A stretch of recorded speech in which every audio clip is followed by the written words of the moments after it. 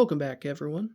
It has been just over a month since my last update, and boy, have I gotten a lot done this month. Probably about half of it has been naval and Imjin War related. And I figure I might as well just crack on into this and get started here to show you what I've got.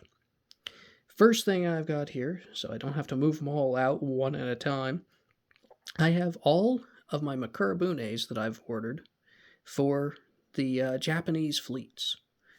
Now, the Mekurabune was officially a ship about halfway between a Kobaya, their small, swift, pretty much had, I believe, just small arms firing off of it, and the Sekibune, which was larger but a little bit slower than the Kobaya.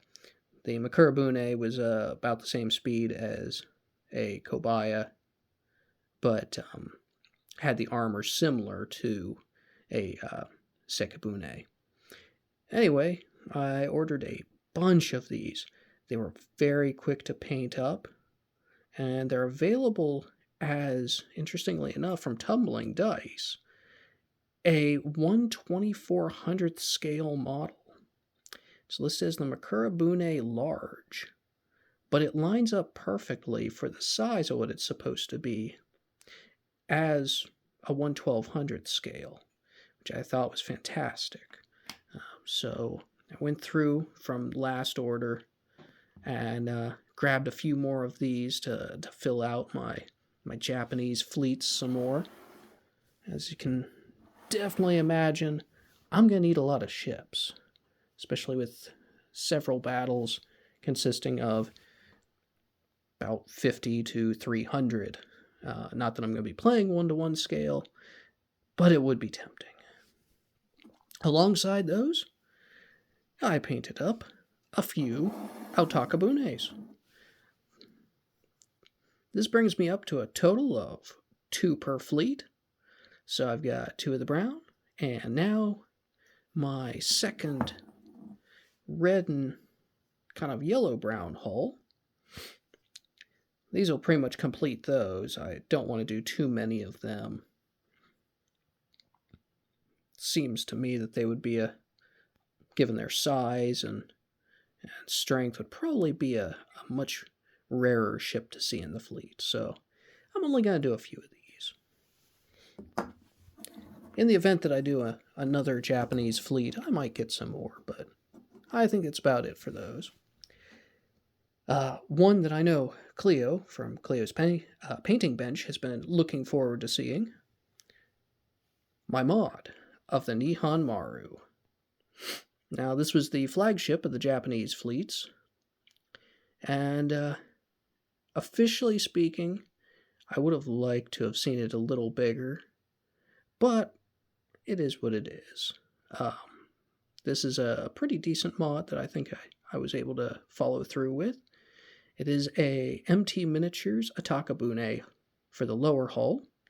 The upper hull is actually the 1/2400th scale Nihon Maru from Tumbling Dice Miniatures.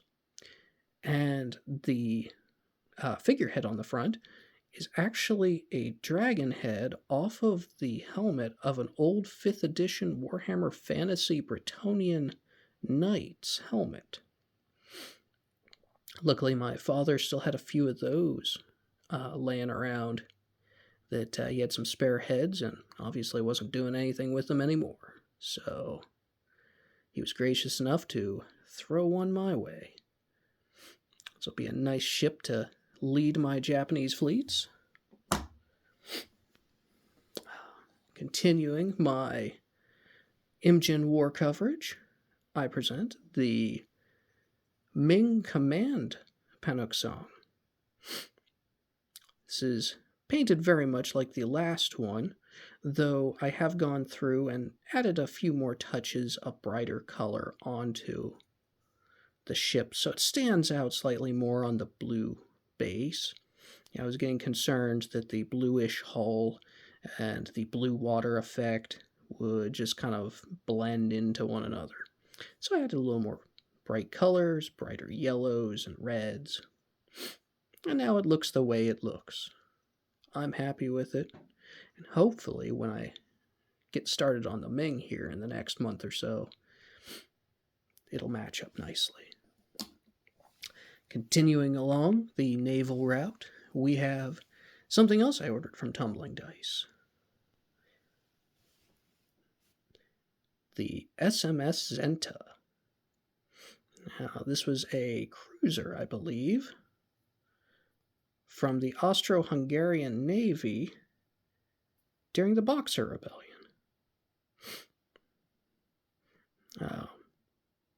As probably no one who's watching this channel will know, I spent about a decade or so of my life doing research on the Boxer Rebellion.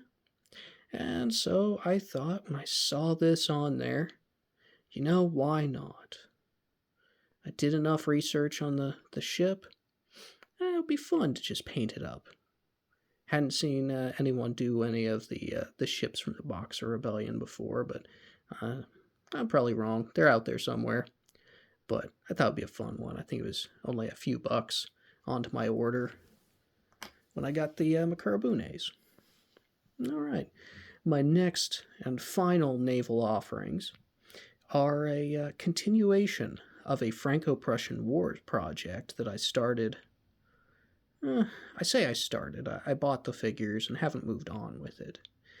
But I thought to myself, there's only one naval engagement in the entire Franco-Prussian War. It amounted to nothing. There were 2 ships involved, one Prussian, one French, and technically a Spanish ship, but it didn't actually take part in any of the aggressive action beyond kind of breaking up the fight and watching it from a distance. But I have found myself the SMS Meteor. This was the Prussian ship from during the war. It is an excellent 3D sculpt by Brown Water Navies, a 3D printing and design studio from here in Ohio.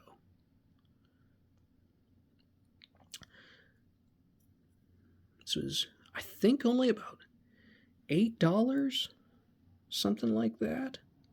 And the detail is fantastic. I was very happy with that one. When I first reached out to him, he only had the Meteor available. But after a few months, I was able to commission him to do the French ship, the Bouvet.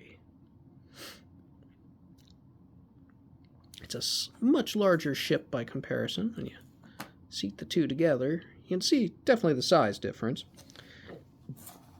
But where the Meteor was a gunboat, the Bouvet was, if I recall correctly, a messenger ship.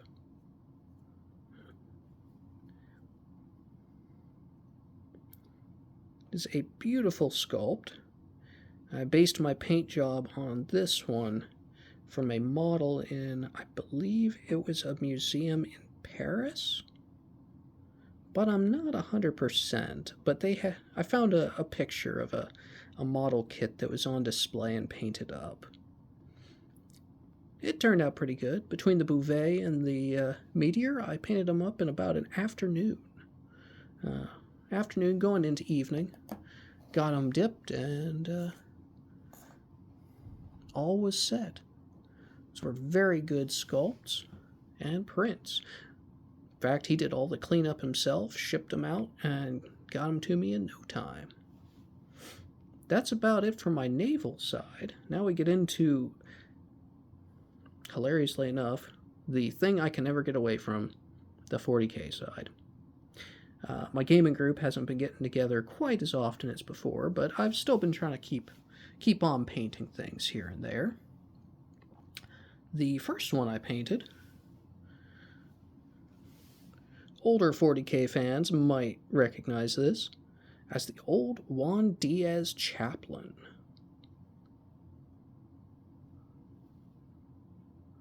This Chaplain was available for a good long while, and I still consider it to this day to be the best looking Chaplain figure the workshop ever put out. The details were fantastic. And I was luckily able to knock him out over the course of a couple of days. In fact, I got into a bit of a rush where I was trying to get his varnish coat to dry just before the game night, where he was going to see some action. Next, we have a unit of the Primaris Eradicators. But these guys look a little different. These guys are brought to you by me cruising Etsy and finding something a little more interesting than the guys walking around with melter rifles. Because as much fun as melter rifles look, they're not as much fun as Dark Angels walking around toting the BFG from Doom. Yeah, kind of dorky. Took some explaining because, well, reasons, I guess. My opponent had a hard time wrapping his brain around the idea that, yes, these are the melta rifles, these guys are the multi-meltas, so on and so forth. But once he got through his head, it turned out pretty good. The nice thing about the Gauss rifle / melta gun, or multi-melta rather, Dark Angel here, is when the company sends it to you, it's actually almost all one piece. The only things you have to attach yourself are the shoulder pads, I believe the head, and that's it. It's all one big piece that's already been 3D printed and put together. The BFG rifles themselves, they, on the other hand, are just an arm upgrade. They're kind of pricey, but you know, I like to put a little value into individualizing the model. And in this case, I definitely have a unit of Eradicators that look completely different. I have some other bodies that are waiting for eventual BFGs and Gauss rifles to be added to their units, but they're a good ways away from being worked on. And then there is this. A Land Raider. I won't kind of manhandle this one around quite as much, but I was able to find myself a Land Raider Redeemer. Now, at first glance, you'd sit there and go, oh, yay, it's a Land Raider Redeemer. But the interesting thing is that this model is actually a 3D print. I found yet another very good printer on Etsy that actually produced different Land Raider variants, all for roughly $33. It was between $33 and $35. I can't remember the exact. Probably $35 with sales tax and all. And that was it. All you have to do is attach a few little icons to make it your own. Smoke launchers. In this case, I added a multi-melta up on top, because why not? And a hunter-killer missile. Otherwise, you look at this puppy on the table, and she looks like a Land Raider Redeemer with no questions asked. And yes, I am, lately I am team base on tanks. I think it looks a little more cohesive with the army. I mean, you have that sitting on a table, and your Eradicators, or whoever. In the case of this, it's probably going to be my Infernus squad that I showed off before. You look at them, it looks a little more cohesive. Anyway, that is the Land Raider. Brings an end to the 40K models to show off. It gets into, well, I should say most of the 40K models. There is a joke. Within my group, I have a side project of a joke army, because I have consistently, and for pretty much the entire history of my playing 40K, had a ongoing beef with Khorne players. They're kind of unimaginative, charge it all forward attitude, the ooh, blood skulls, so edgy. I know, says the Dark Angels player. But anyway, so I'm building a joke Khorne army, and I know my gaming group will not see this because none of the guys even know that this this blog slash YouTube channel exists. So here is my Karn the Betrayer. This is going to sound familiar, but shock of shocks. Welcome to Etsy, Karen the Betrayer. For a laugh, I just decided to kind of poke at my my friends who thoroughly enjoy their corn for whatever reason or another. Decide, why not paint her up Barbie pink? Give her a nice clean trim. You know? It's actually a really good sculpt, very clean. No supports to clean up on it. That was a shocker when it showed up. Real good condition. No breaks in shipping. I was a fan. I've lately become really a big fan of 3D printing. As you'll see again here, I've got another model that's an old 3D printed one that has been sitting around waiting for paint. But yeah, that is Karen the Betrayer. The last 3D printed, courtesy of Etsy, is Raziel from the old Legacy of Kain series.